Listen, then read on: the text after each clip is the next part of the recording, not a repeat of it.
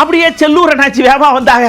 நாங்க ஒண்ணு நாடகம் போடல, எங்க கிட்ட எல்லாம் இருக்கு, நீங்க தாங்க போட்டா சூட்டா போட்டு போட்டு போட்டு பேப்பரை போற நிறைக்கிய, நாங்கெல்லாம் எப்படியாக்க அந்த ஆடு தெரியுமான்னு அவர் லைட்டா எடப்பாடி அண்ணாச்சி எப்படி தாங்கி பிடிக்கார். திராவிட முன்னேற்ற கழகம் பேச்சுக்காக வாக்குக்காக அவர்கள் நாடகம் ஆடுவார்கள் ஒழிய உள்ளன்போடு மறைந்த தலைவர்களுக்கு அவர்கள் எந்த நேரத்திலும் எந்த சூழ்நிலையிலும் அவருக்கு மரியாதை செய்வது கிடையாது.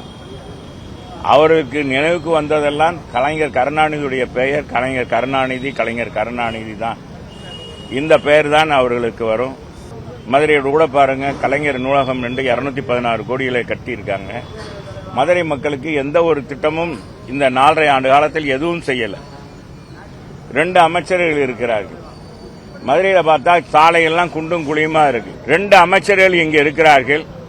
அந்த அரசு நிகழ்ச்சியில் மட்டுமே போய் போட்டோ ஷூட்டிங், அவங்க முதலமைச்சரை போல போட்டோ ஷூட்டிங் மட்டும் எடுத்து வந்து விடுகிறார்கள். இதுபோன்ற சூழ்நிலையில் மக்களை சந்தித்து நேரடியாக சந்தித்து இந்த பாதிக்கப்பட்ட பகுதிக்கு சென்று ஆய்வு செய்வதன் மூலமாக அதிகாரிகளை முடுக்கிவிட்டு அந்த பணி நிறைவு செய்த பணியில் இந்த அமைச்சர்கள் யாருமே ஈடுபடுவது கிடையாது. ஆனால் 10 தொகுதியும் வென்றெடுப்போம் மட்டும் சொல்கிறார்கள். மக்கள் தான் எஜமானர்கள், மக்கள் தான் நீதிமான்கள்.